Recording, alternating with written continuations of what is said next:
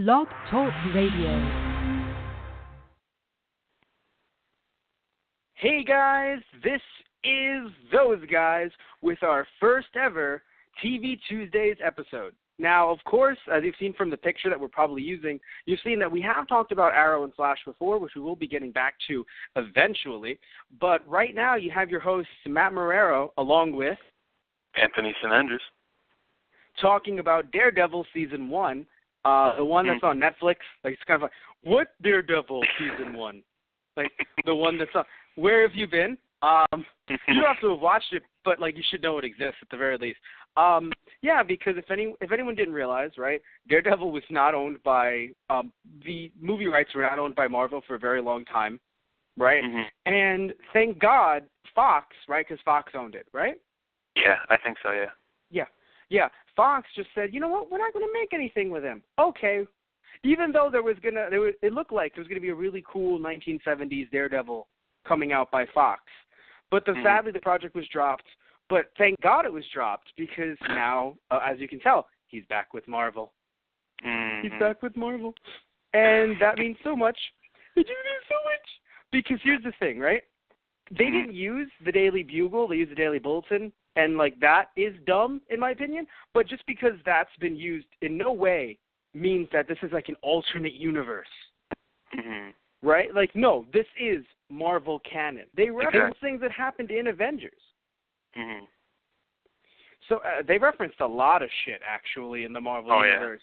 And I love that it wasn't even by name. It was just vague references. Like, I'm sure some people got tired of them, and I get it. But I just found it funny where it's just, oh, you have a job? Damn, I thought you were one of those rich playboys. I was like, that I've been hearing about. I was like, yeah.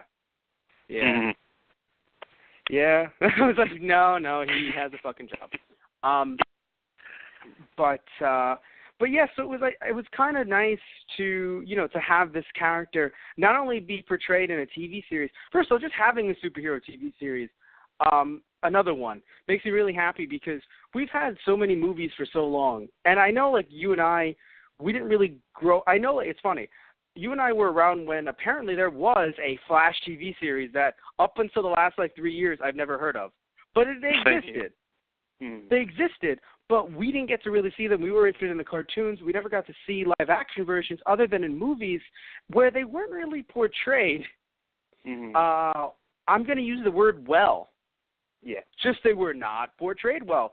Some of them were better than others, but most of the time we sat there, and we've even talked about them on our Friday Night Movies podcasts, where we've gone, that's bad, that's wrong, that's bad, that's not really what he do, that's really bad too. Why is that person dead? Why is that person not dead? Are we fucking serious? Right? So all of this stuff that we've done, and now here we have this TV show that in no way is it perfect, but I think it's just a bang-up job. It's a really good job at trying to adapt. First off, I think they did very well with the Matt Murdock character and his struggle with Catholicism, his Catholic guilt. Oh, yeah. They did that very, very well. And even their choice for Kingpin, while I don't know if it was controversial or not, because me looking at him, I was like, I don't think this is going to go over very well. I don't think it was. Actually, I think it was pretty universally, everyone was pretty happy about it. Oh, then I'm very happy to hear that because and mind you, I know who the actor is, but I hadn't seen him. I didn't know he was part of the show. So I see him in the show, and I'm like, wait, is that him? And I look online. I'm like, oh, God, it's him. And I'm like, how is this? And then he speaks. And I'm like, And then they do the whole him going on dates, or a date, and him trying to hit on, Vanessa. I'm like, But thankfully, they understood. Yeah. They understood 2 times, actually. They want to bring more depth to the Kingpin character, or at least showcase some of the alternate, other comic books that, like older stuff or like alternate universe that many people might not know about. Instead of him just being like he was in the animated show, where it's just, I'm the Kingpin, I'm evil. It's like, oh, okay, right? Having a bit more depth to him.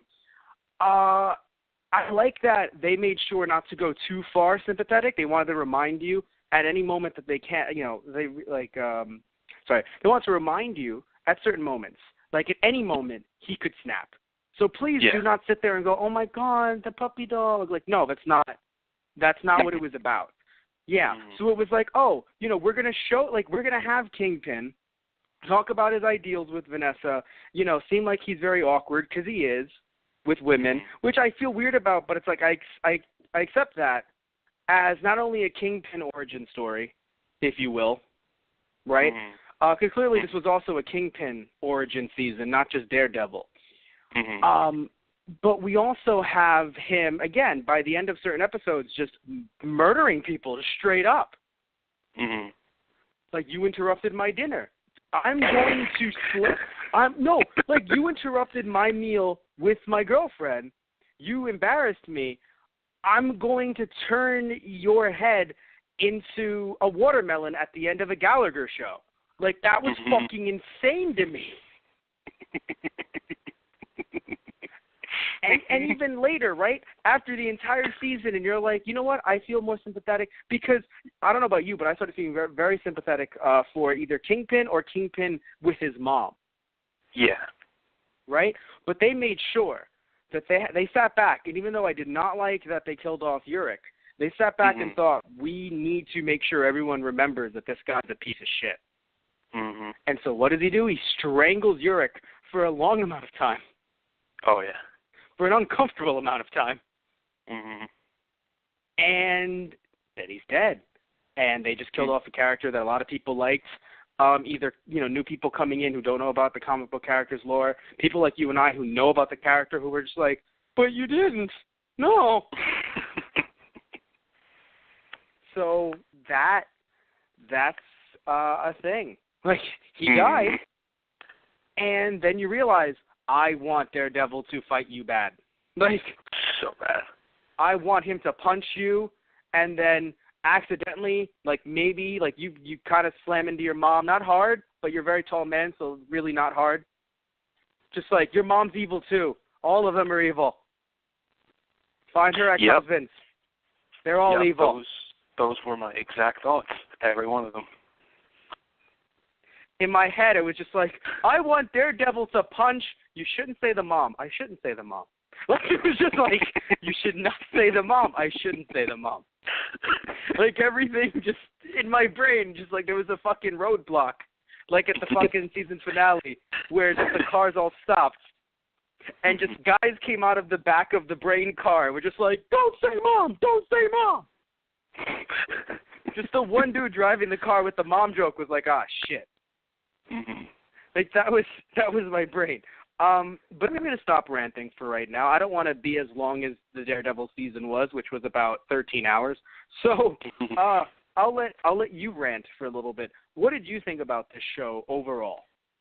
I enjoyed it because I did actually go in with somewhat of a low expectation because I didn't want to be like too on board with it. Because my only recent exposure before that movie to Daredevil, I was never really into the comics for him too much. So it was basically the Daredevil movie and then the Kevin Smith Guardian Devil arc. That was all I knew. I'm like, okay, let's not go into this too hyped up because I don't know what's going to happen. But from episode 1, I was immediately sucked in. I think it was in episode 1. Everything's like a giant mesh to me. But when I saw the hallway fight, I was like, oh, this is going to be the hallway fight. Show. Yeah, the hallway fight was actually episode 3. Was it really? I believe. I don't think it was not the first one. I can confirm that for you. Yeah, I know, because you rewatched a little bit of it, but it's funny, even in rewatching it, you're still fucking... Pretty much, yeah, because like when I rewatched it, I still binge it. So to me, once I finish, I'm like, all right, everything happened in one episode, and I don't care what anybody else says. That's how it was. So, I mean, I love the show. My only main gripe is that it did, and we discussed this a bit earlier, that it kind of drags a bit once you reach the middle of the season. And yes, we were talking about this before the show began, saying even though we, because we'll do that sometimes, we were saying even though we love this season, it definitely dragged. But what were you saying? No, I was going to say that I was going to actually ask you, because I don't know if you know about this, because I don't. Is it, like, mandatory for a Netflix original to be 13 episodes? I only asked because I was thinking maybe if they either decreased the amount of episodes or changed the runtime for a certain amount of episodes, it might have been a bit better. I think it's just how much Netflix orders, but usually I think it's 10 to 13. Also, remember, Anthony, that these shows, some of the Netflix shows, do get purchased and aired elsewhere. Right. So okay. yes, so I don't know how they deal with commercials, depending on the country, or how like if things are cut down or anything like that. But they do they're not gonna want to make, let's say, 8 episodes or something.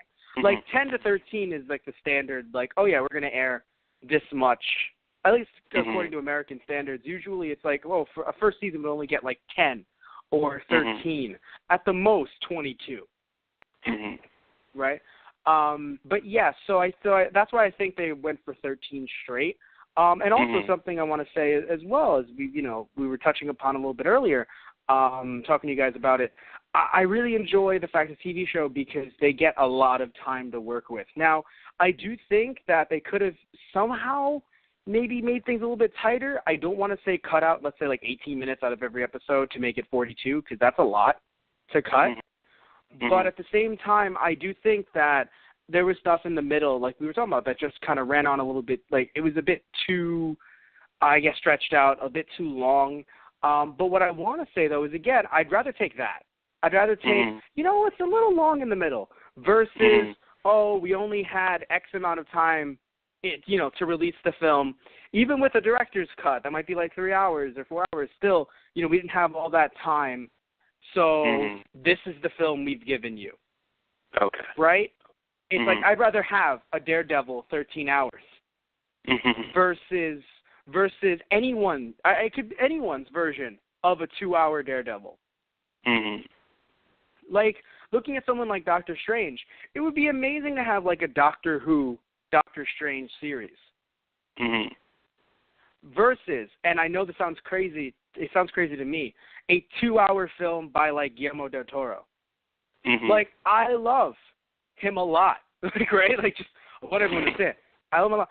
But it's very hard to make things work in 2 hours. Yeah. Anything. Any kind, it's funny, any movie at all, but especially with, with heroes like these and with their complex relationships. Even though I would have felt weird if Murdoch, I was going to be I don't want to say his name is Daredevil, he wasn't in costume at the time. If Matt was, I forgot my own name, that's great. If Matt was, that's fucking beautiful. If Matt was dating Karen, right, that would have felt weird to me because I don't think they built it up enough. But they still had more moments in the show that you could try to, fuel your shipping agenda, if you will, right, versus a movie that probably would have had 3 scenes with them and then they make out. And you're fucking shit. Now, I know they get together in the comics, right? Yes, they do. But still, it's kind of it felt weird. It would have felt weird here, in just in general. It would have felt weird in this season, but it definitely would have felt weird in a fucking 2-hour movie. There's no way to condense any of this into a 2-hour movie. Now, obviously, Matt, you'd obviously have to cut a lot. No shit. It's yeah, but you have to cut so much that it would be such a hassle to try to work with Kingpin, to try to work with Daredevil, to try and make Kingpin look vicious, because, again, you had enough time here to make him look vicious and look sympathetic, and then trying to deal with Ben. Again, this is, I think this is the perfect format for superhero shows. Maybe a little less per episode, but 13 episodes, season, doing their own thing, that's perfect. I enjoy that a lot. Definitely. Yeah. How do you feel about the Daredevil suit? I like it. I kind of went with the assumption that it's, you're talking about the black one or the one he has at the end? I was talking about the one at the end, but the black one works too. Okay, well, the black one I thought was straight out of the comics. I thought it was great. As far as the one at the end, I liked it. I was really going under the assumption that, all right, this is the first suit. Because my only gripe with it is I thought it was a bit too military-looking for Daredevil. And I understand he needs the armor and all that, so maybe paint it all red. But I just kind of went with the assumption, all right, so it's like a work in progress suit, which it is. We do get to see a different version of that suit later on, tweaked a bit. I do kind of wish he had the 2 Ds, though, on the chest. That was the only thing I really wish they would have put in, but I can understand seeing it's the first suit that he doesn't have it yet. Right.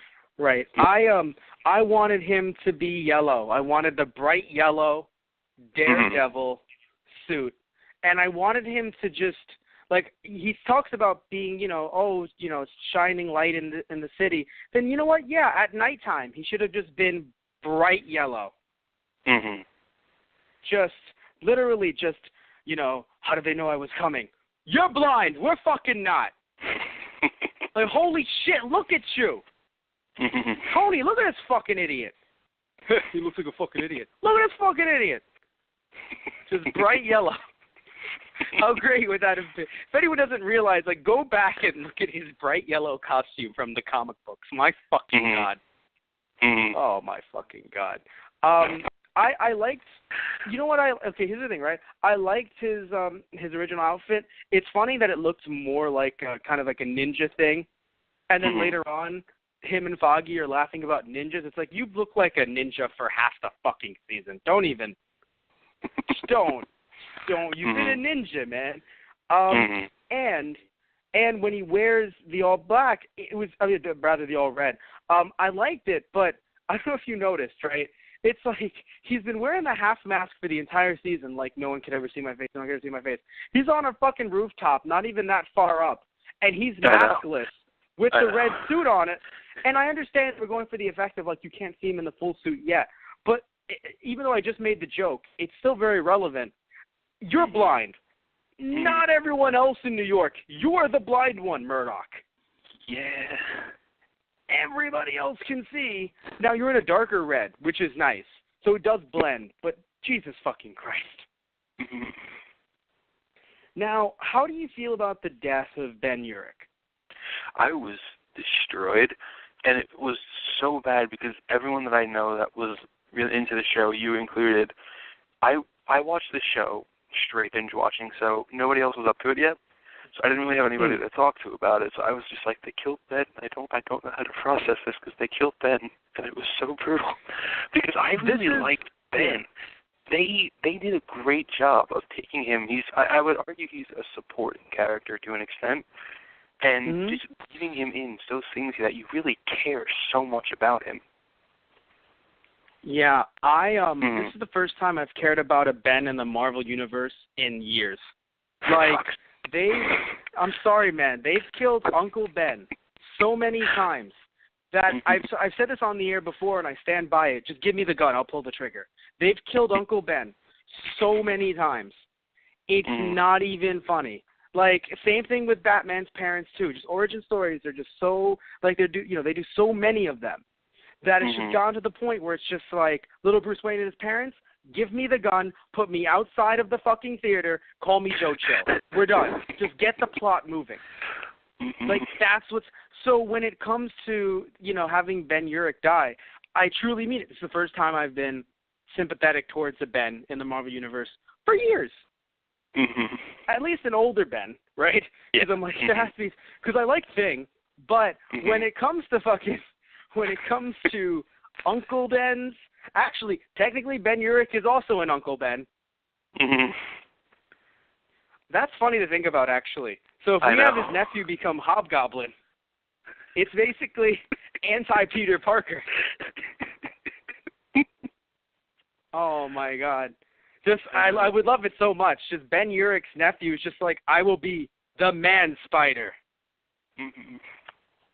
And he just starts quoting whatever, I can't remember the exact quote that Ben said and that Karen re-quoted. Neither can I, but I'm sure it's fitting. Yeah, he would just say that as the Man-Spider. And nobody would be impressed because they fucking shouldn't. Now, I love that they included Night Nurse, or at least a version of Night Nurse. If anyone doesn't know, Night Nurse is a character who, it's funny, you're like, is that a superheroine? A superhero? No. But she was a nurse that actually would help a lot of Marvel heroes coming in. So when I say not a hero, I don't mean to be rude there or dismissive. I mean, when you think of Night Nurse, you're like, well, what getup did she wear? She did not wear, she was a nurse. She wasn't super nurse. She didn't have spandex or anything. She was just She was a nurse, but she would help out all the heroes that would come in, and I assume ground level heroes. And also, not Night Nurse, but the other character that she was based off of was also a love interest for Luke Cage. Mm-hmm. Which is interesting because her character will be in the Luke Cage series coming soon to Netflix. So, which is not, I wish that was a promotion. Give us money, please. I need money.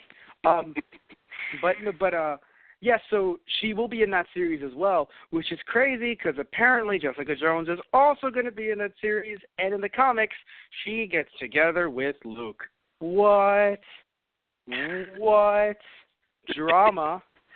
Mm-hmm. But what matters is what's going on here, where apparently it's even funnier too because she almost was with Daredevil, and I think that was a very interesting development until they thought, oh no, we can't be together, and it's like, yeah, let's just forget that she exists. Mm. And I'm like, I know they need time apart, but could we not just introduce someone, have her turn into Daredevil's love interest, and then when that's not working, go, okay, since you're not with the main character, you're out completely. Mm-hmm. Could we not do that? That feels really weird. Yeah. Oh, you're not dating him? You can't be on the show. It's like, well, the characters aren't real. There's no backstage politics going on here. Mm-hmm. Just because she's not dating the character doesn't mean she can't be on the show. And to be fair, she was on the show during the explosion. But and that was very brief. And then it was like, bam, gone, never again. Mm-hmm. Mm-hmm. Until like that one point randomly when it was like, hey, we didn't forget. We swear. It's like doing your homework that's due at 12 at like 11 p.m. We didn't forget. We remembered. So there she is. Okay. Yeah. So, all right. So how do you feel? I'm just trying to think. Okay, so looking at the characters that were cast, I think they did a pretty good, the actors rather, as these characters, I think they did a pretty good job. How do you feel? I did too. The only one that took me a bit of time to warm up to was probably Foggy. Other than him, though, I thought they did a great job casting. Yeah. I thought Foggy was perfect, actually. Because I've read a lot of... It took me a while to get to that point, and I don't know why. That's fair enough. I actually, in a weird way, I guess, this is the word, dewormed. You cool, Matt. I dewormed. Mm-hmm.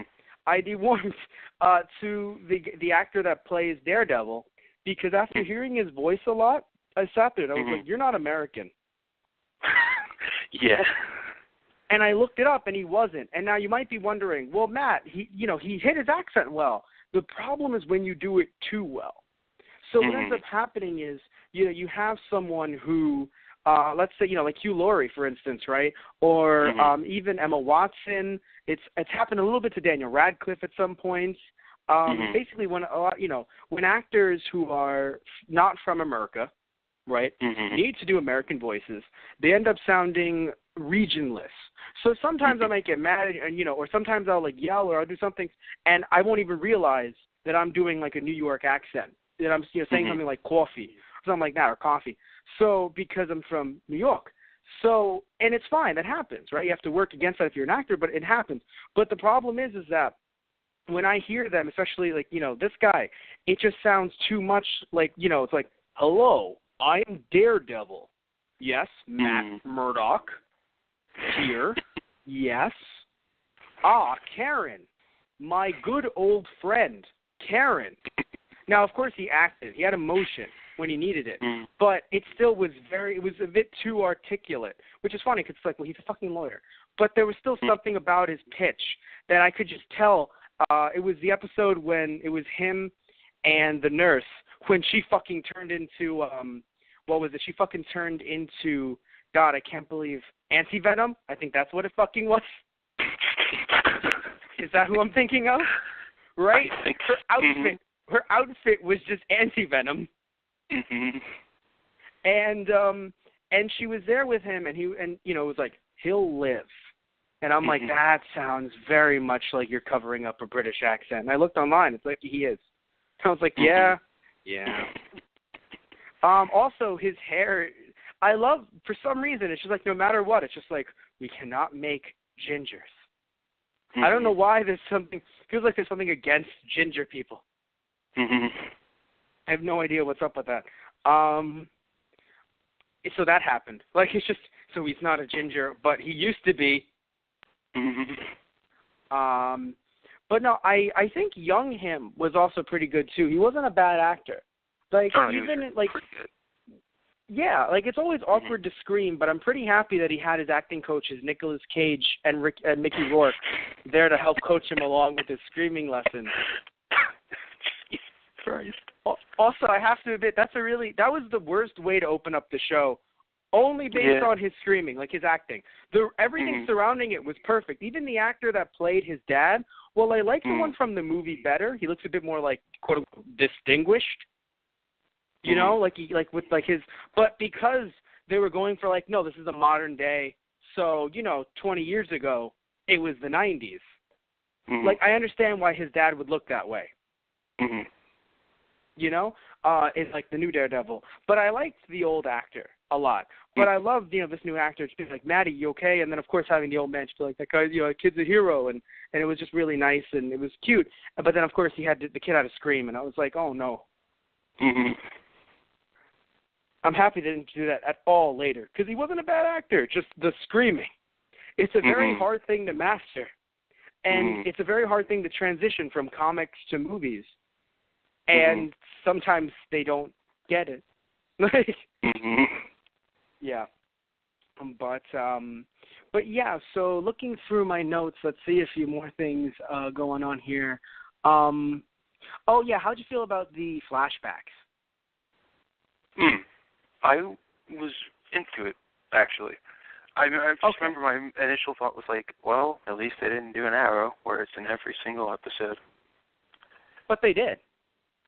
Well, not as extensive, anyway. With Arrow, it's literally like, do the present commercial break, flashback, commercial break. Yes, I will admit that after the first season, and I think even after the second, it felt a bit like, it felt shoehorned. Oh, yeah. Yeah, most definitely.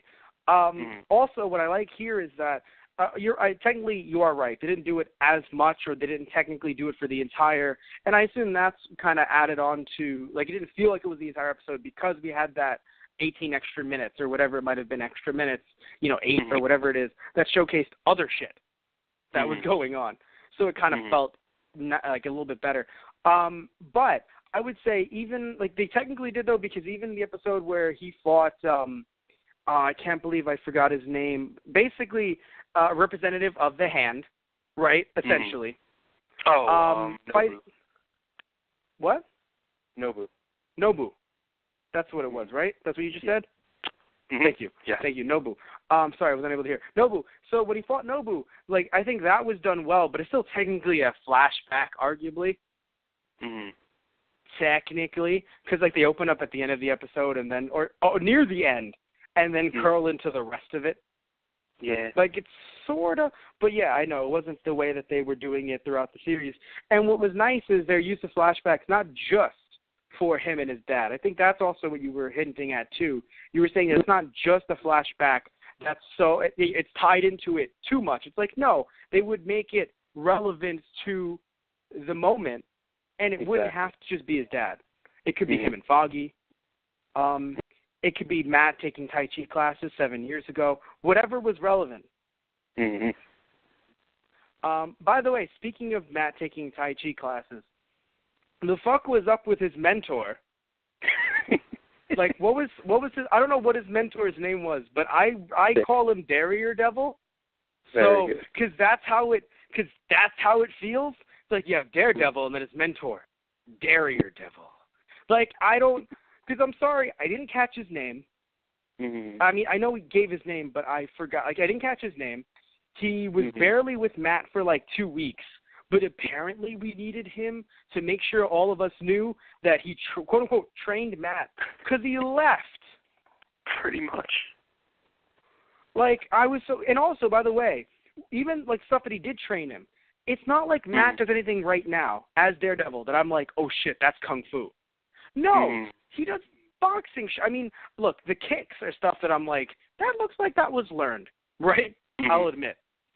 But most of the shit that he does is just boxing because of his dad. You know, like I don't look at him and think like he was trained in the art of ninjutsu. Now, in the comics, not ninjutsu, but because not like ninja art. It's not like he can just throw shuriken. But the dude does know some kung fu. Oh yeah. In the comics, but right now he doesn't, and that's fine.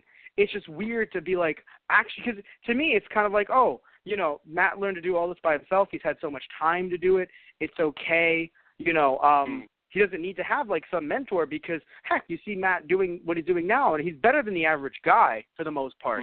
But still, I would argue that if you had like 20 guys running up to him, he couldn't beat them up at this point in the canon, right? Yeah. Which matters because in the comics he could beat up 20 guys easily. Oh yeah. Yeah. But right now he can't, and that's fine. But it occurred to me that we need to introduce some random dude for it to be like, actually, I trained you, but not really. But I did. But like not extensively. In fact, I'm gone already. Now, my question to you is, do you think that he ties into Iron Fist in any way? I have a feeling he does. It's not this isn't technically a spoiler because it's a trailer. In the trailer for the Defenders upcoming show, he is part of the voiceover because the trailer is essentially a bunch of newspaper clippings about each of the 4 Defenders' activities, and then it's just the guy. His name is Stick. It's just saying, so you're the Defenders in New York? God help us all, or something like that. So I have a feeling he's going to play I have a feeling he's going to be in the background somehow of every single Netflix Marvel show. Defenders is okay. So Defenders is coming out, or at least there's a trailer for it. But what about Iron Fist? When is that coming out? That if I remember correctly, it'll either be the end of this year or early next year. I think Luke Cage is the end of this year, and Iron Fist is early next year. Okay, and then when does Defenders come out? Why is there a trailer for that already? Late next year. They pushed back season 2 of Jessica Jones and season 3 of Daredevil to do the Defenders before them. I get what's going on. Yeah. Right. But yeah, so I only just been ordered. Exactly, and I don't remember seeing Stick in Jessica Jones. He might have been, for all I know, but I don't remember seeing him there. But I have a heavy feeling he's going to be in Iron Fist at least a good few episodes at least. Yeah, because it's weird. He reports into that dude, and and of course you have the joke later being, oh, so he taught you the mystical kung fu art, And I was like, wait a minute, that that sounds like some Iron Fist shit going on. Yeah. Yeah. I want to say that at least I'm on episode 1 for just a brief second. I think it's interesting that they went with sex trafficking, like a sex trafficking ring, as Daredevil's first outing. Like first like I'm going to beat up people, I'm going to save some people because. And I like it, and here's why. It's something that's different. Like, you don't really see it in movies and TV shows, which, obviously is a good thing, by the way. But it makes an easy target. In other words, it makes something that you can have, like a guy you can have Daredevil beat the shit out of and not be like, oh, but what about, okay, when you have Daredevil, and not that it technically happened because he didn't do it that much, but if he went further and beat up the dude that was, what's it called? The dude that was high. You start thinking about the fact that it's like, he's a drug user. He has a condition. He has a problem. You shouldn't just be sitting there thinking, like, you're not Punisher or Batman. Like, Batman doesn't give a fuck. It's just, it's literally, it's just like, little kid, I took ice cream from the thing without them knowing. Criminal! Ah! Mommy, he hit me with the batarang. Well, you should have been a better boy. That's just Gotham City for you. Just Batman, just criminal, right? But that's not Daredevil. He seems a little bit like that in this show, but it's not. He's not to that level. And I'm sure when they introduced Punisher in season 2, that definitely made you realize, like, yeah, he's nothing like Batman. That one's Batman, right? Or like that one's not. Yeah, that one's not fucking Daredevil. But anyway. But so giving him, these guys who are trying to, ship these young women off for God knows what, that was a perfect villain for him, for us to kind of be like, yeah, let's root for Daredevil to beat the living shit out of him. I mean, it's like having the Indiana Jones, the first and the third movie, right? Having the villain be Nazis. Like, of course you're going to want Indy to beat up some Nazis. So again, very easy target, and it was nice. Like, it wasn't like, oh, drug users or, you know, this or that. Also, a little interesting, I think. So seeing the fact, like, the first villain, the first, like, gang member in the show that we see being an African-American guy, that was weird to me because, like, you know, while people usually complain, and I say rightfully so, usually, about the idea that, oh, you know, the way African Americans are portrayed in the media, I feel like recently they've gotten away from that, although I don't watch a lot of cop shows, so I might not be in the know for that. But like in many shows, they've gotten away from that, and they have these weird multicultural gangs. Like, you know what I mean? Like, I think like any movie you and I see nowadays, at least that we do on the show, the gangs are always multicultural. Where it's just like, hey, we're going to rob you, but we're also every single nationality under the rainbow. Cultural diversity, motherfucker. Like, that's how the gangs fit. And I'm not saying there's a problem with that, but, you know, that's how I usually see it nowadays. But having the bad guy be, like, the first bad guy we see being African-American, I was like, that's weird. Like, why are we going back to that? But then we have Ben, and I'm like, okay, this is fine. Right? Like, if you had, like, if Ben was an African-American, you know, Uric, and it's just everyone is white, and the only time we see other, other minorities or just other races are when they're evil. And I know Kingpin is white, but still, like, when we see other, you know, but it's funny too because Kingpin is in power. But, like, every other group that we see is, like, technically under Kingpin, arguably.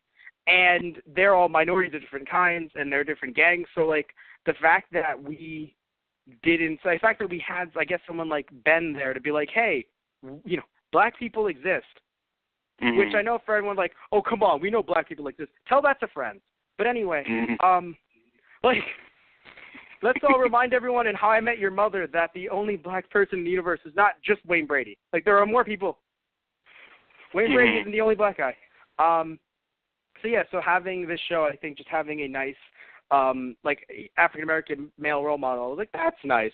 Also, having it be Ben, who, like you said, is more of a supporting character, so it's not like I think a lot of people, at least in my opinion, should be sitting here like, whoa, that's like making Captain America black. It's like, first off, it wouldn't be a problem. Second off, shut up. Like, Ben is not Captain America. You know what I mean? Like, that's what I'm saying. Like, it's not like Ben is like Captain America or Thor or Iron Man or Spider-Man. He's Ben Urich. He's vital, in my opinion, but he isn't the main character. Again, not that it'd be an issue if you did change, made Daredevil black or, something like that. But still, it was nice, I think, to have Ben in there if you were going to end up having that other guy. Because that guy he didn't show up once. He showed up a few times. The first guy, the one that was doing the sex trafficking. He showed up a few different times in the show. And I was like, oh, wow, you're a recurring character. Did not think that was needed, but happy to see you, I think. Right? It's like a lot of things. I think they were jumping into, like, I guess, plot links. I was very happy that they didn't drop things. Like, it felt like they did, and that kind of sucked. Where you'd sit there, you'd be like, I haven't seen this in fucking like 1 to 2 episodes, but they didn't drop it. They just got to it later. So, like, having that one dude in the fucking second episode, the Russian dude, the fact that he still, like, he was still a problem, even in episode 7. That was really cool to me. Like, this felt like one long movie. So I don't know if this is, like, standard for other Netflix shows, but, like, I don't know if you can confirm this on the other Marvel shows, or technically season 2 and Jessica Jones. But this felt like one long movie. I can confirm that. And Jessica Jones, like, it's with its own characters. But in Daredevil season 2, he actually comes back as well a few times.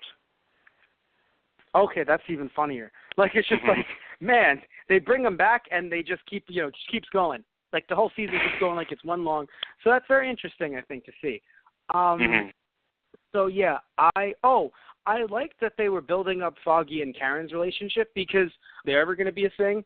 But I'm just happy that, even though we know that, again, Karen dated Matt in the comics, I'm happy that it wasn't just, an immediate thing, like that they're immediately going to connect. Like, I know, like, they, quote-unquote, connected because of the case, but once he had to go off and, beat Daredevil, right, we ended up seeing just Foggy and Karen connect throughout the entire show, really.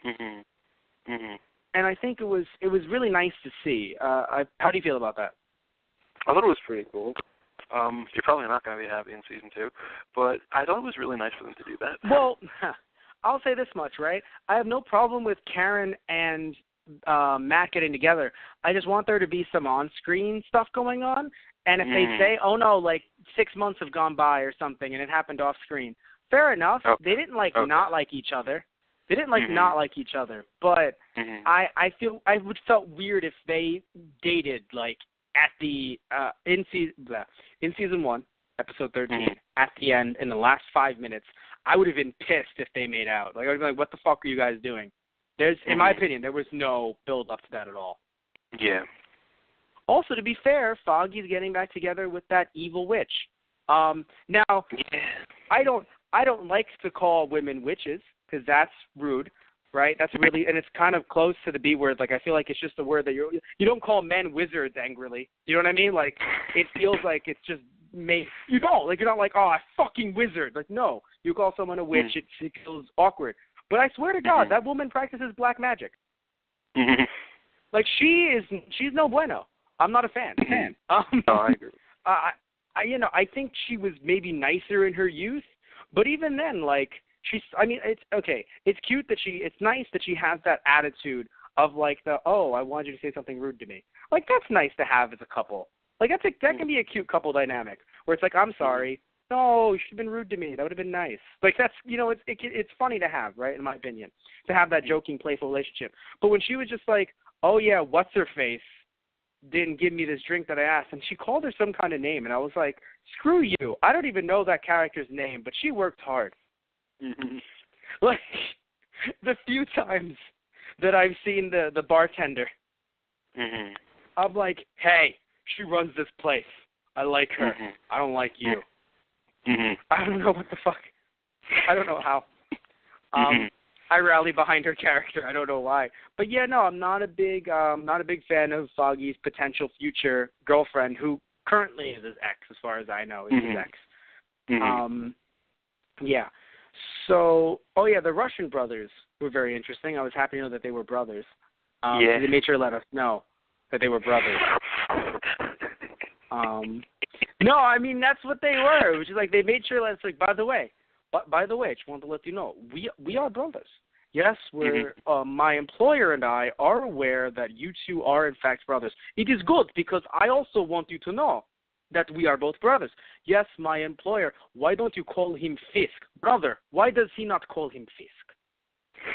I do not know why, other brother, but please do not. Like that's just how the fucking show was for about a good episode or two. Brother. That's just basically what it was for about 2 episodes. I was like, all right, cool. Could I just see Matt Murdock scale things in suits more often? Can I just...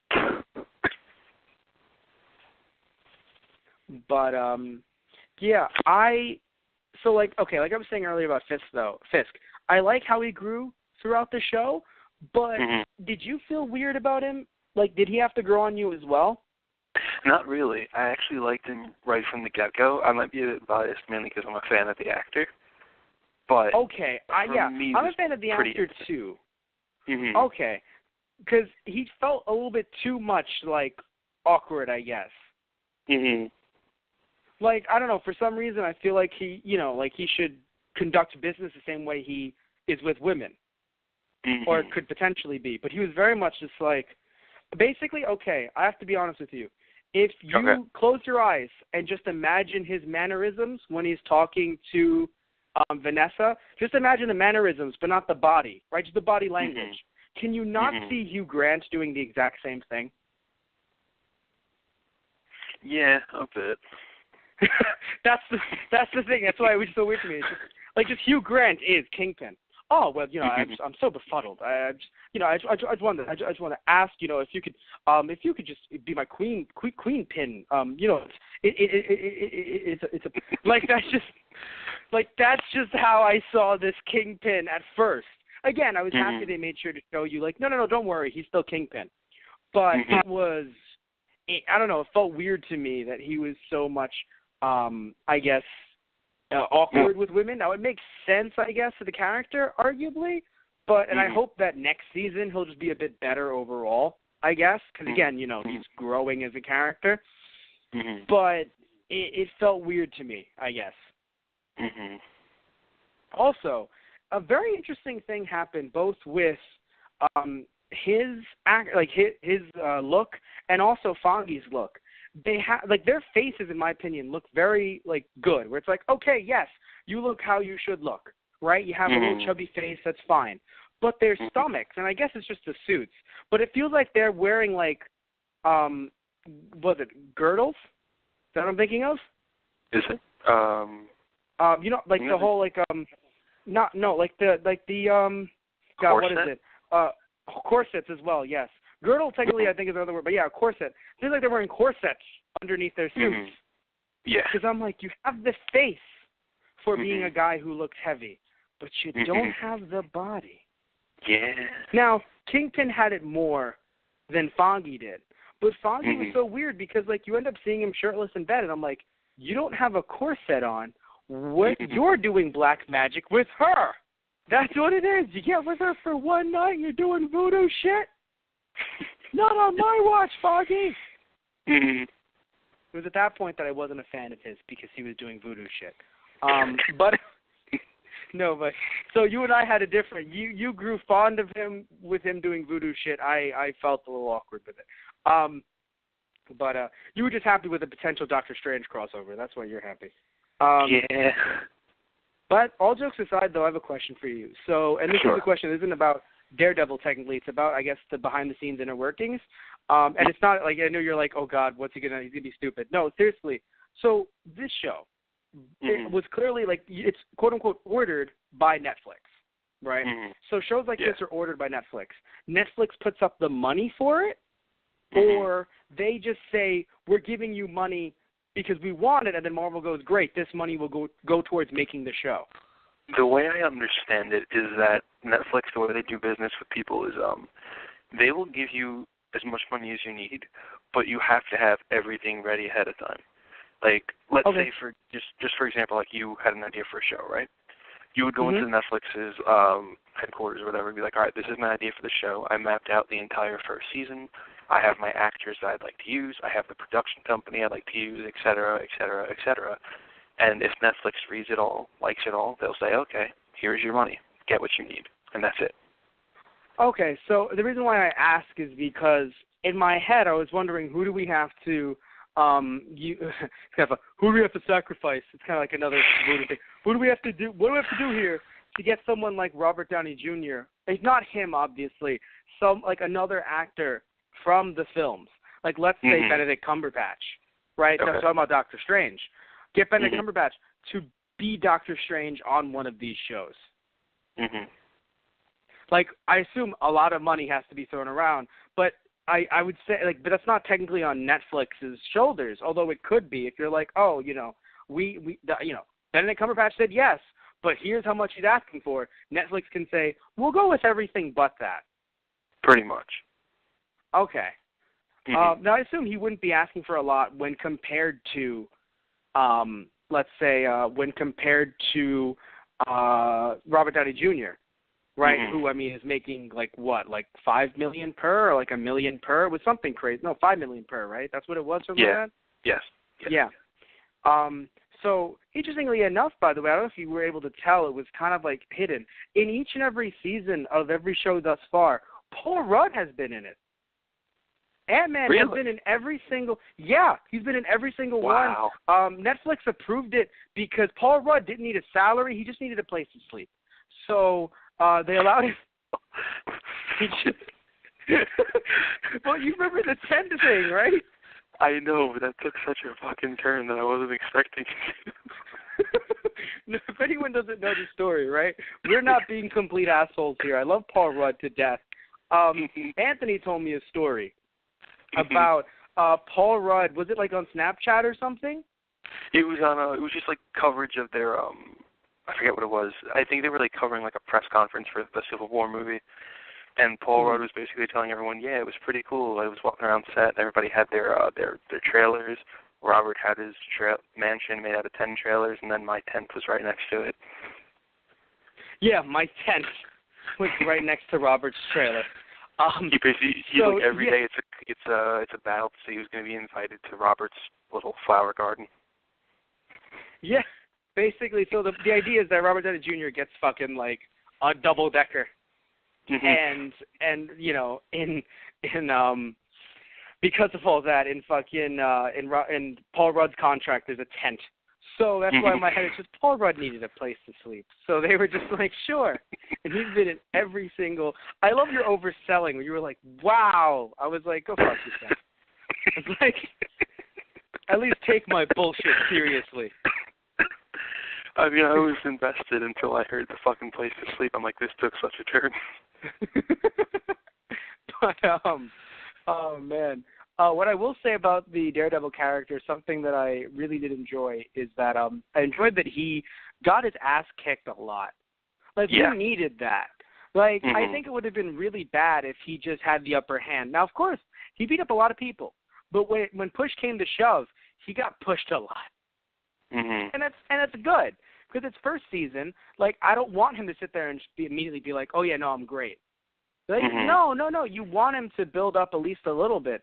You know, build himself up, and they did that, and I was pretty happy with that.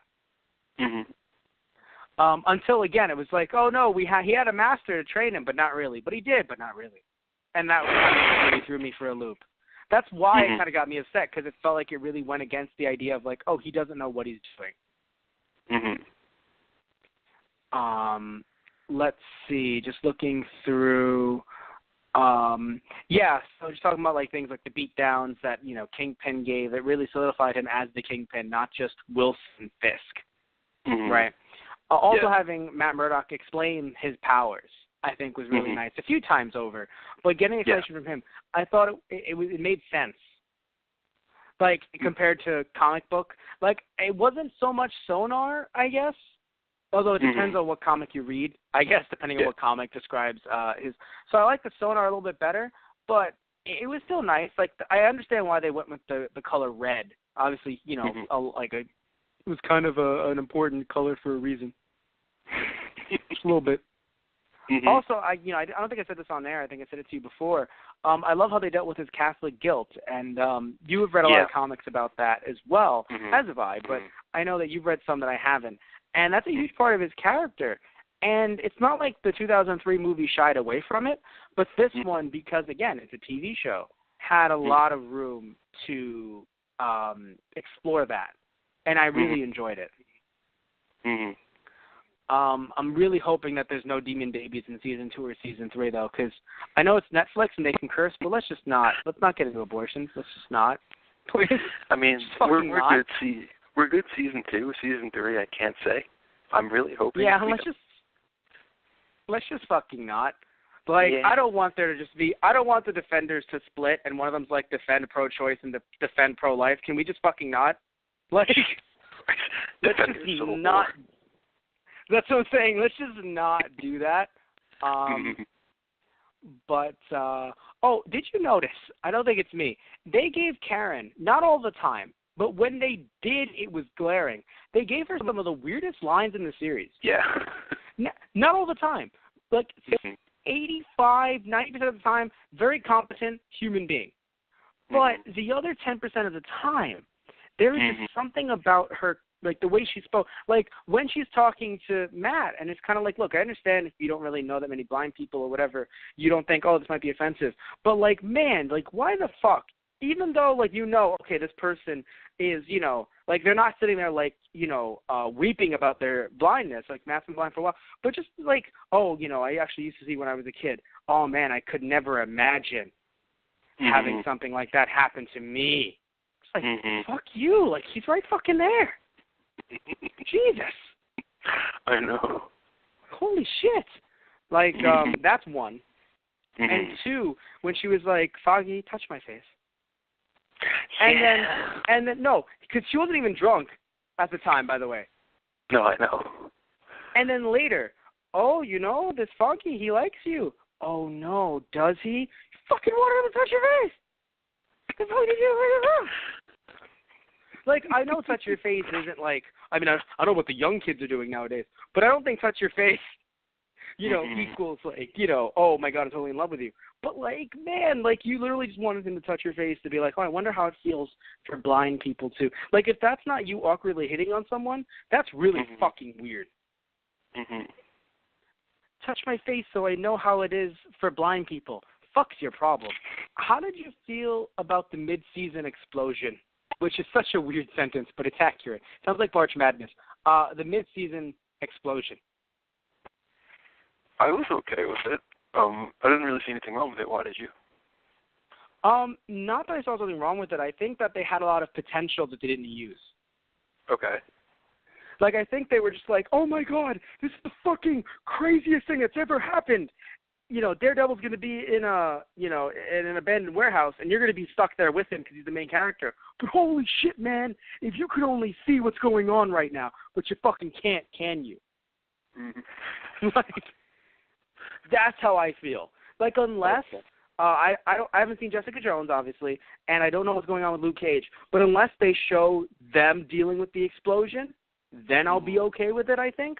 But if it's literally just like, this explosion thing was nuts, and it's going to be referenced in the other shows that that are coming out, and in those shows, it'll just be like, man, that was a crazy explosion. Like, that's going to suck for me because we're going to, we missed a really big opportunity for something crazy to happen. And I know it wasn't the season finale, but it looked like it would be like a mid-season finale kind of thing going on, right? Like, oh, Kingpin blew up a lot of shit, and everyone's like, going crazy, and it's the end of the world. And then by episode 7, right, 2 episodes with not a lot of stuff going on the ground, right? Then episode 7, it's just like, well, thank goodness everything's fine again. Like, I sat there, and I was like, I know it might feel even sooner because I'm marathoning, but this, I'm binging, but this seems like even faster than, oh, yeah, no, Metropolis is just fine, guys, don't worry. With Man of Steel? Like Metropolis, A-okay. I want to mention something about Daredevil. Fuck you, that's his name now. So it's Daredevil, by the way. Daredevil, and it's Dare Dude. That is younger. Because, dude, I don't know why they, for some reason went into a double flashback. Like, another flashback where it's like, we're not even just going to have him in, he's not even going to be in the black mask now. He's going to be in a hoodie. And it's like, Dare Dude. Like, if you can't call him, because, look, he's, right now, before being Daredevil, he's the devil of, the devil in Hell's Kitchen, right? Or the devil from Hell's Kitchen. What was he then? Just Devin? Like, Dev? Like, oh, shit, what's up, Dev? Like, how do you make that shorter? How do you go back to that, I'm just legitimately pissed about these names because at the rate Marvel's going with rebranding and redoing their characters, that's going to be the thing. It's really going to happen. They're going to sit there and be like, they made Superman better by putting him in jeans and a Superman shirt. So we're going to make Dare Dude. The all-new, all-interesting, all-new, all-fascinating Dare Dude. And thankfully it'll go for 10 issues before it's rebranded as the super all-new, all-interesting, brand new, please don't leave, DC sucks, Dare Dude. What was that last one? Don't leave? Wait, that actually wasn't the most pathetic. Wait. But anyway, so yeah, but talking about that character, all jokes aside, the one, Stick, which I still think Daredevil is better than Stick. I'm sorry. So no, it is. So with Stick, what I did say, right? I did say, oh, it would be better if him being there, if he has to deal, he is involved with Iron Fist stuff, right? That's what I said. But I do want to clarify. We've shit on Batman v Superman when the Flash came in the middle of the movie so much that I do have to say it would still be shit because I don't think the character did much here, right, Stick. So I still think it's shit if his bigger role is being involved with Iron Fist, and this was just them introducing him, just to introduce him 3 years later, or 2 years later. Technically 3, right? 2. Wait. Isn't Oh yeah, it 2 years. it? Sorry, 2015. No, yeah, 2. Yeah, because the show came out in 2015, Daredevil, and Iron Fist will be coming out in 2017, right? Yeah. So yeah, that again, it's just like okay, right? Oh, okay, but so I have to shit on it in the same way that I shit on the Flash. The reason why I might shit on the Flash a little bit more though, not because of our like how we joke about Snyder. It's not because of that at all. It's because again, one's a show, one's a movie. So you have to because I don't think Stick is going to be that important. Like he's going to be a recurring character, but I don't think it's going to be like Stick is just like I am your real father, and Daredevil's like Oto-san. Like I don't think that's going to fucking happen. That and also why are you speaking in Japanese, Matt? You're from New York. Like Stick is the one who speaks Japanese, not you.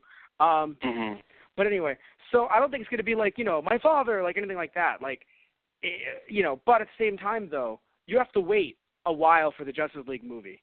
Technically, right? Like, or it felt like you had to wait a while. Not as long as you thought, but it's still just one movie, and it's one little bit, and it's like, come on, guys, it wasn't long enough. But Stick did appear long enough, like, in my opinion, in this Daredevil show, to consider him a Daredevil character, like, for this series, Like, it wasn't like a random like, if Stick appeared for 5 seconds, and it was like, oh, Stick, I remember you. Oh, no, the future, and then left. Would have been shit. And that's what happened with Flash.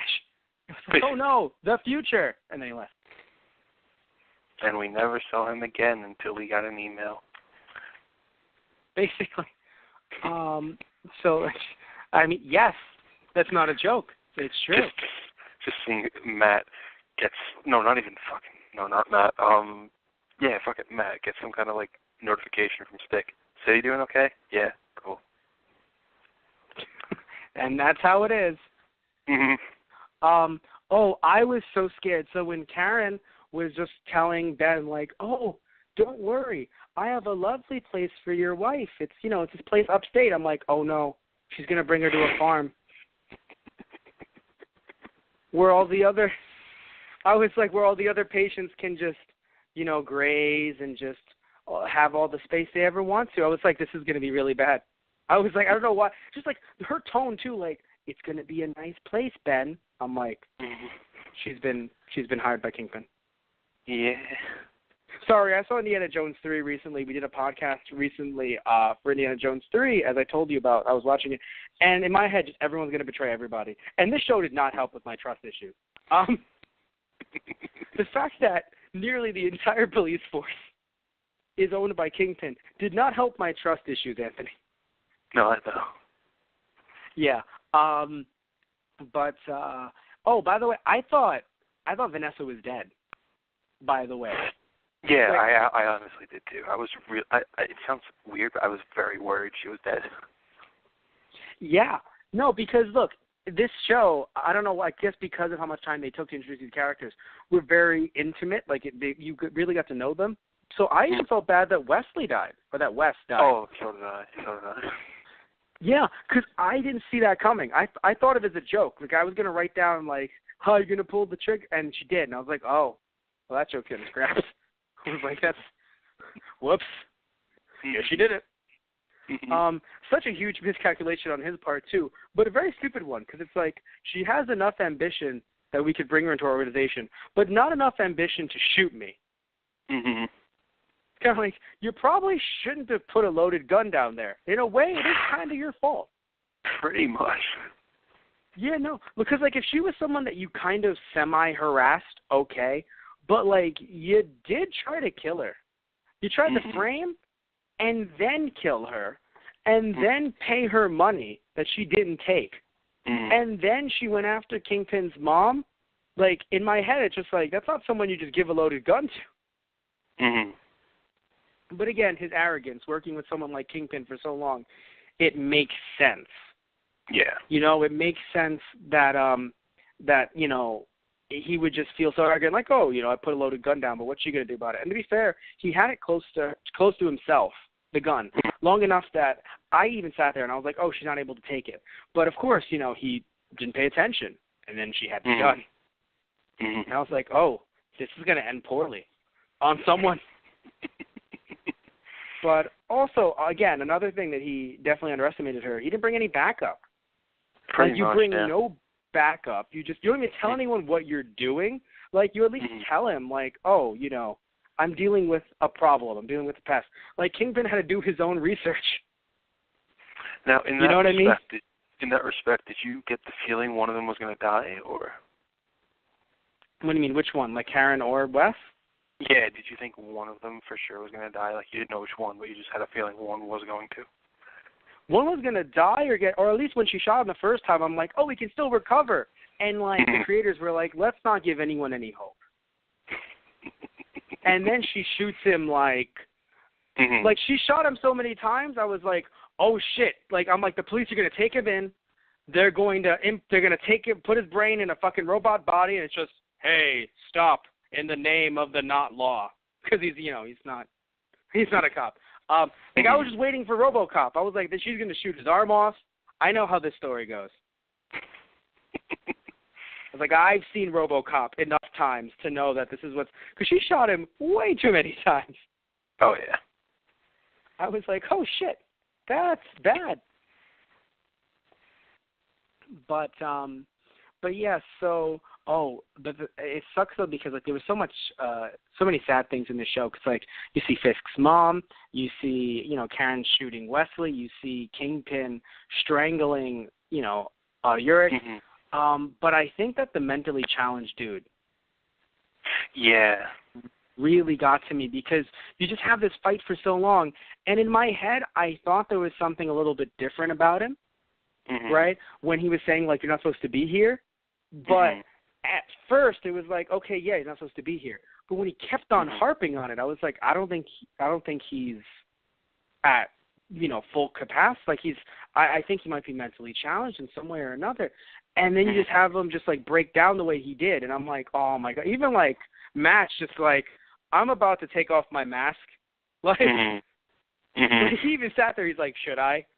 Like, should I take off my mask right here? Like, by the way, him taking it off for the kid, I was like, I understand the kid is lost and the kid doesn't know about your firm. But in my head, it's always just like, but what if you get famous one day? Yeah. Like, Matt, do you not believe in your firm? Like, oh, no one will ever see. No one will ever even know this firm exists. Like, what do you... Like, you have to at least hope that, like, one day your firm will get big enough that people will be like, you look familiar. Fact. Literally 2 kids. Like, unless it's a baby. And even then I wouldn't trust the baby. I'd be like, you know too much. The cab's on you. But yeah, no, that was a really sad moment for me when it was just like, help me with my Betsy and everything. We don't know who Betsy is, though? Like, there's no. Okay. No. Yeah. Because in my head, I don't know why I brought up Mickey Rourke early in the show. I imagined it being like a bird or a dog or something. Like, not to make a joke, just not even to make a joke. Like, I imagined it being like something that, what it made me think of too? Here's what it made me think of, actually. Recently, with myself and Tristan Walter, did a Yu Yu Hakusho podcast. And you've seen Yu Yu Hakusho, right, Anthony?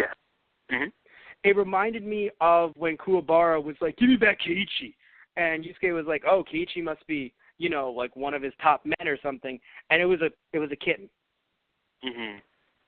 Like, that's what it reminded me of, where, like, literally the bad guys were like, we're going to, like, burn the cigarette butt into the kitten's eye. We're going to, like, try to put a broken beer bottle, like, and jam it into its eye. You're going to do whatever we say or else we'll hurt the cat, right? So, like, that's what it felt like to me, where, like, Betsy wasn't, like, some beautiful woman that just came in. Or, like, the beautiful woman that he was with. For some reason, I felt like it was, like, some kind of, like, pet or something. But either way, we never knew who Betsy was, apparently. But still, it was just a sad moment overall, because I'm like, man, like, literally, to have Kingpin come in and just use this guy, like, we're going to hurt someone or something that you care about. And, like, that was, I think, the lowest of the low. I was like, wow. Like, I was like, I understand. Like, I understand you want to make the city look brighter and look better. Although it sucks because his way of looking better is just like, gentrification, motherfucker. Like, that's not good. But still, I still enjoy, like, him thinking, like, oh, no, I wanted to, make things better. And if I have to spill blood, like, it sucks, but, like, I can hear his argument out. but like using someone like that. Yeah, I've been looking up who she is, and it doesn't guarantee that this is who she is in this show, but from the comics, she was the therapist and social worker who treated him and helped him to get out of his like former life of committing crimes and burglaries, and they eventually did fall in love and get married. Oh wow! So yeah. I mean, but here though, I mean, I'm not wrong in assuming that he was mentally challenged, right? Like that's not. No, you're spot on. Yeah. In the show, not in the comic though, right? Right. Yeah. Okay. Mm-hmm. But yeah, I do wonder if that's like someone who like treats him like you know, maybe like a social worker or something like that. Oh man, that would be really rough. Yeah. Jeez. Oh, that fucking hurts. Mm-hmm. We can't end the show like this. Daredevil. Like we can't just fucking. I know. What is it? No, it's sad because like I'm looking at all my notes from like 12 and 13, and most of them are just like, man, that one died. That's sad. Man, this one died. That's also sad. I'm like, stop it, all of you. Oh, I will say, speaking of some more Catholic guilt, how much sad are you getting? I love that the show, you know, the writers keep on putting Daredevil in situations where he has to save these bad guys. Because you put him in a situation where, like, yeah, his Catholic guilt comes out. It's like he just can't let them die. Like Batman, although it's funny, a little bit like you see some relation to, you know, Batman and Daredevil. Where it's kind of like, oh, well, you know, they're in a coma, but they're not dead.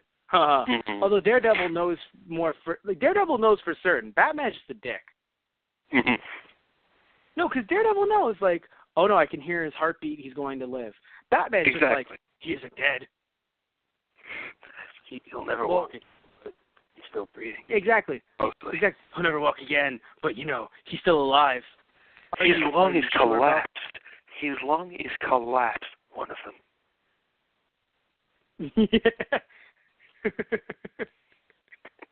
That's why God gave you 2 lungs. You know, if you believe in God. Because he's fucking edgy. So, but anyway, my God, just Batman. I want Batman to talk to Punisher for like 5 minutes.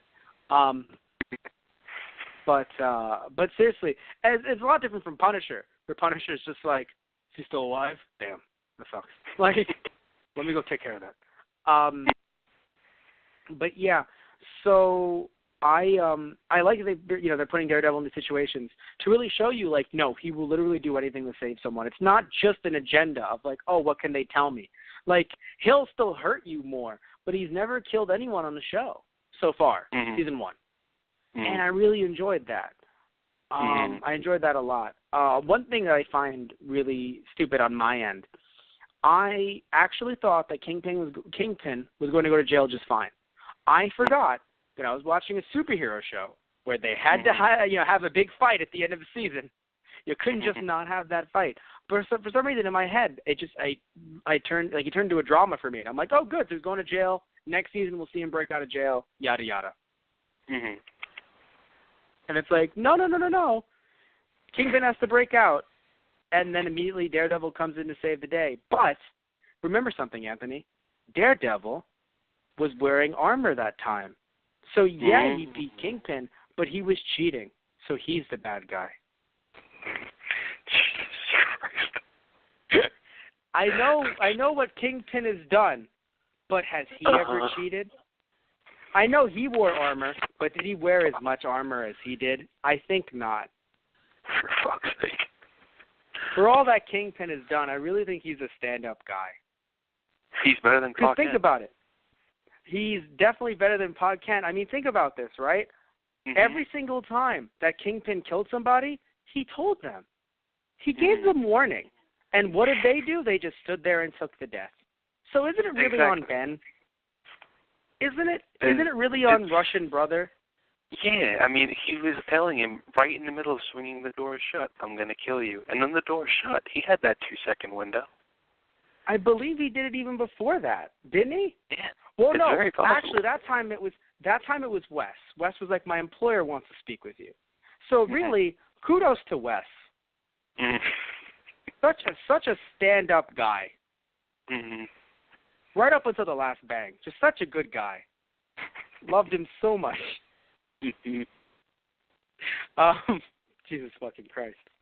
Where are we going? I enjoyed this season. I think I was telling you before the show began, people hyped this up to me like it was the second coming of Jesus Christ, which I think would make Murdoch a little pissed. But, hey, you know. But anyway, so like second coming of Jesus Christ. But I feel like it wasn't as great as everyone was saying, but it definitely was in no way bad, like terrible. Like I'm not going to sit here and be like, oh, I would recommend this. I would say that I think for some people, I find it intriguing that people who aren't fans of the comics would want to watch, because I think it's a lot for people who aren't fans of the comics. Mm-hmm. Like, I'm shocked that my mother watched this and was like, this is amazing. And now that I've seen it, I'm like, interesting. Like, I'm happy she enjoyed it. Because in my head, I feel like there's a lot that, like, I'm not saying you can't get it if you don't read the comics. I don't seem like that kind of jerk. Like, you just don't get it. You're not on my level. Like, I'm not talking about it that way. But there's a lot in there that I feel like us as comic book fans can go, oh, that's cool, that's cool, that's cool. But I think it would be very long and drawn out for someone who doesn't really want to just see Daredevil on, you know, in a TV show and actually be portrayed. Mm-hmm. So yeah, but yeah, so I don't hate it in any way. Like, I really do enjoy it a lot, but I don't know if it was as amazing. I think only because of the middle. It wasn't as amazing as everyone was telling me. Now, if you told me, oh, the whole season consists of the first 3 episodes, I'd be like 100 out of 10. Mm-hmm. Like, the first 3 episodes were fucking amazing. So I want to see. Oh, the one thing I have to mention, and I think you enjoyed it too, even though we didn't really get to talk about this. I loved Foggy's reaction to finding out that Matt was Daredevil. That's the best reaction That's the best reaction I've ever seen. Mm-hmm. In any TV show or movie. You know why it's the best? Because it's the most real. Mm-hmm. Yeah, like, I think it's because they had the time, and this is why I have to say, like, you know, giving an hour each episode or close to an hour, that was good for a series like this. That's one of the good things, is that sometimes things like that are able to sit. Because I think in any other TV show, and definitely in movies, it's kind of like, wait a minute, you've lied to me pretty much the entire time that we've known each other, and now you're this masked vigilante? Yeah, bro. Like, no, or it's kind of like, you know, like, let's say it's a female character. How dare you have lied to me? Let's make love. It's like, what the fuck? What are you doing? Yeah. So yeah, I'm really happy that they were able to have Foggy sit there and just be like, this is wrong. All of this is wrong. No. I mean, how can I trust you? Like, but because it didn't last the entire season, I'm okay with it. If it lasted the entire, I would have been like, this is fucking horrible. But it lasted just long enough to make everyone go like, no, you have to understand, like, this matters a lot. Like, especially with what Daredevil was accused of doing. So yeah, I enjoyed that a lot. But I think my favorite part, though, was when we ended up seeing the totally not Daily Bugle characters, J. Jonah Jameson and Debbie Brunt, where apparently I thought J. Jonah Jameson was working with Kingpin, but apparently it was Debbie Brunt. I'm sorry, Betty Brunt. Would not want to get her completely not copyright name, but I want to get the totally not like sounding like Betty Brant name, at all, that name correctly, Betty Brunt. Yes. No, all just aside though, when she was taken in, I was like, oh damn. Although it's funny because I think they try to include characters that we knew there to see these characters. Like, oh, see, it wasn't the character that you knew. It was a different character that was, talking to that person. But I only laughed because if you look at all three of their faces, it looked, because I think it happened to the African American cop, the one where it's like giving my mother cigars, right? Happened to him. It happened to the guy from the Daily Bullet, and it happened to Foggy's ex, right? Yeah. So each and every person you looked at, it looked like they were the true masterminds. it got worse and worse. It got worse with him, the bulletin guy, and it got worse with Foggy's ex, where it's just like, they don't know that I'm the real Kingpin. Like, did you notice that on their face? Like, it looked too smug. Yeah. It was weird. I was just, although a little bit more shock, I think, on the bulletin guy's face, but it was still weird. It was like a little bit too smug. Like, are you guys really the masterminds behind this? I think we should actually bring them in. They may have actually done some things wrong. I don't know. I think we should at least look into this. It's a little weird. You have to do our duty as citizens. Basically, that's what we have to do as citizens. But yes, we're going to wrap things up here because we've been ranting long enough. Anything you want to say before we wrap things up, Anthony? Pretty much we got everything I think we should have covered. I do recommend the show. Like, I kind of agree with you. It wasn't like a be-all, end-all superhero show out there. I think it is one of the best ones out there. But I definitely think it was overhyped a lot. But I can see why it was, because the only thing we had to go on as far as live-action Daredevil before this was the 2001, 2003, one of those. 2003. 2003 Daredevil. So I can see why this one was, like, it's amazing, because I get that. But yeah, I definitely... Yeah, I've read a little bit more Daredevil than you have. Not a lot, but a little bit more than you have. But it's funny, because what you've read, I haven't. So it's like we've kind of even, we're kind of even there. But yeah, I think it was a great depiction of the character. Nothing completely wrong with 2003's depiction completely. I mean, there was some stuff that was off, but really it's the plot that you and I aren't the biggest fans of, and, the way they included Elektra. Not Elektra, but the way they included Elektra. And, and of course, the way they included, I mean, it was rough because you could tell they wanted to make another one and then never got the chance to. And then they made Elektra, and then that tanked, and it was like, there they go. Like, that's where Daredevil goes in the we're not making another one folder. So really happy that, we have Daredevil here, with Marvel now, and not so much with X-Men and Fantastic Four, although very interesting crossover opportunities. But I'm happy that we don't have them there. We don't have Daredevil there. And it's very interesting. I mean, also, it's the first ever Marvel TV show that wasn't on, not Agents of S.H.I.E.L.D., right? Which matters, because while Agents of S.H.I.E.L.D. has shit going on in it, they don't have, Falcon or, other heroes come on and actually fight, to that extent, Yeah. All jokes aside, not even kidding, I can see Paul Rudd be on Agents of S.H.I.E.L.D., and that sounds like such a dick move. Again, I'm not kidding here. He was on Friends. I can see him being on TV again. But you're not going to really have, Cap. You're going to really have Chris Evans, or Robert Downey Jr. come on Agents of S.H.I.E.L.D., at least not to fight as Iron Man, right?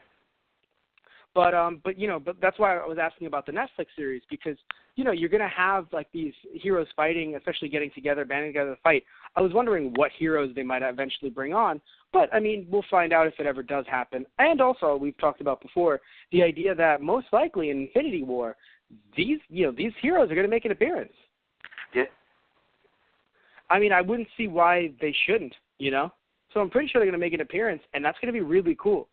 And it's going to be great because you're going to see, the Defenders, Guardians of the Galaxy, the Avengers, and, Agents of S.H.I.E.L.D. guys in the corner. Hi. You can't fight these things. Go over there. Got it. We're just here to clean up. We're here to clean up. Basically. We're over here. Where, you just have, Daredevil just fucking kicking the shit out of things. Just, you have Hawkeye and Black Widow being relevant. You just have Agents of S.H.I.E.L.D., we're over here. Fury is fucking shooting things out, just la la la. Anyway, but yeah, so this was the first ever Netflix, Marvel TV show, and I think it did well. I mean, I don't know. I know you said that there's, similar things going on in terms of the pacing with Daredevil and with Jessica Jones. We'll have to see how Luke Cage looks, Iron Fist, and eventually, somehow, Defenders. That's going to be very interesting. But, yeah, so thank you all for listening to our first ever TV Tuesdays podcast. And we're going to end things here. Before we do, I just want to mention quickly, of course, very, very, very, very quickly, we have ourselves a website, by the way, of course, as always, thoseguysonthenradio.tumblr.com. And also, we have ourselves merchandise on that same page, with which merchandise, Matt does this a lot, I do this enough, I speak words, I speak English, we have a merchandise page, which is thoseguysintheradio.tumblr.com/merchandise. And on that page, we have our T-shirts and our, posters, anything related to our, Let's Plays and to our podcasts. We also have a podcast channel, Those Guys on the Radio, on our YouTube channel.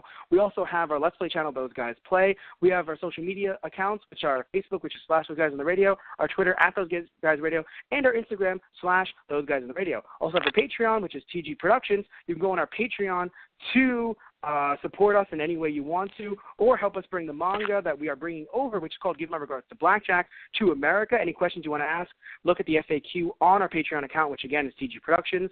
I want to thank you all for listening in. Wrapping up things real quick. Sorry about that, everybody, but keep on listening in. Find us on iTunes by searching up Those Guys, or you can find our TG Productions YouTube channel on YouTube by searching up TG Productions. Thank you all and have a great night. Say good night, Anthony. Have a great night, everybody.